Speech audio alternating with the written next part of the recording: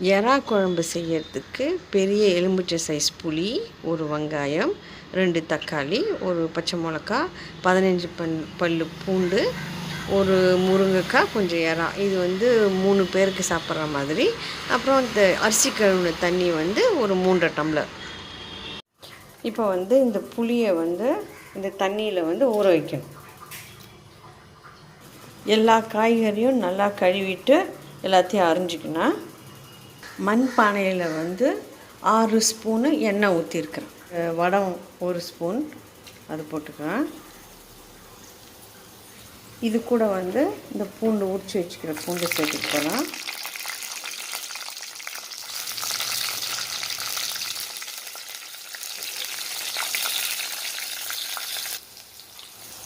கொஞ்சம் நைஷுன்னு இந்த வெங்காயம், தக்காளி, இந்த மிளகா, முருங்கைக்காய், அப்புறம் எறா எல்லாத்தையும் சேர்த்து இது உள்ள ஆட் பண்ணிடும். இதை ஒரு 5 to 7 மினிட்ஸ் குக் பண்ணுறோம். அப்படியே புளி அதெல்லாம் ஒன்றும் சேர்க்கலை, வெறும் வெஜிடபிள்ஸ் மட்டும்தான் இருக்குது. இதில் புளியை நல்லா கரைச்சி வடிகட்டிக்கினா நான் 3 டம்ளர் தண்ணி சேர்த்துருக்கிறேன். நான் கொஞ்சம் கூட ஒரு 1/2 டம்ளரும் சேர்த்து வச்சுக்கிறேன். இப்போ கரைச்ச அப்புறம் இதில்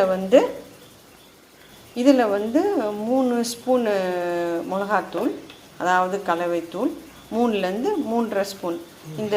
இந்த மிக்சர் 3 பேர் சாப்பிட்ற மாதிரி, 3லேருந்து 4 பேர் சாப்பிட்ற மாதிரி. உப்பு இந்த புளிக்கு இந்த மிக்சருக்கு தகுந்த மாதிரி சேர்த்துக்கணும். அதாவது ஃபஸ்ட்டு 1.5 ஸ்பூனு சேர்த்து பாருங்கள், பத்தலைன்னா நீங்கள் அப்புறம் சேர்த்துங்க. இந்த மிக்சரில் இந்த வெஜிடபிள் மிக்சரில் கொஞ்சம் கருவேப்பிலை சேர்த்துக்கிறேன்.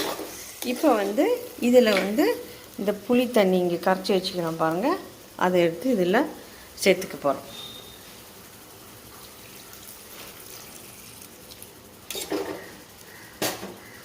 தண்ணியும் இந்த வெஜிடபிள் கூட சேர்த்தாச்சு. இது குக் ஆகட்டும். 20 to 25 மினிட்ஸ் கொதிக்குது. மீடியம் ஃப்ளேமில் வச்சுருக்கிறேன். நான் மண்பானையில் செய்கிறதால இது ஹீட் இன்னும் இருந்துக்கினே இருக்கும். நான் முன்னாடியே நிறுத்திடுறேன். அவ்வளோதாங்க.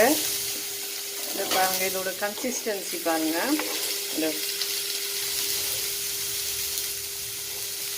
நான் கேஸ் அடுப்பை நிறுத்திட்டேன். இது ஆனாலும் இந்த மண்பானை சூடாக இருக்கிறதால அது மாட்டு கொச்சினே தான் இருக்கும்.